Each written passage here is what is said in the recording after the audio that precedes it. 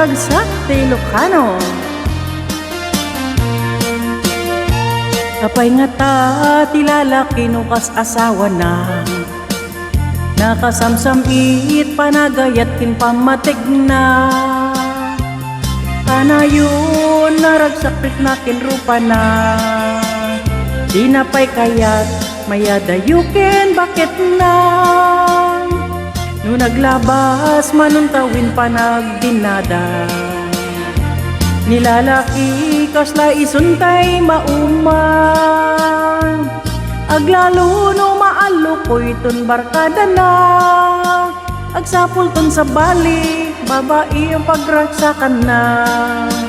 Agsipot-sipot ka no agbabae ka, di bakit mo palpali iwin na ka.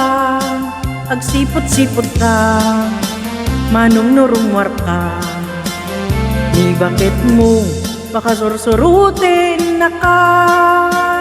Amangan nudim amot pagtartarayam numasokon na ka, narigatin manong baka day takukwam kitpot din na.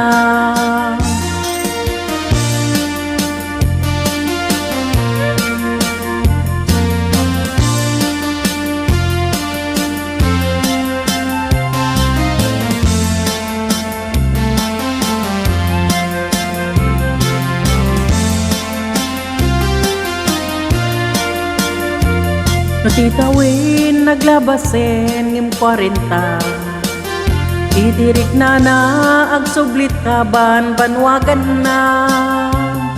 Agsapulin babae kalaslasbangan na, sa bali putahi itikon kunana.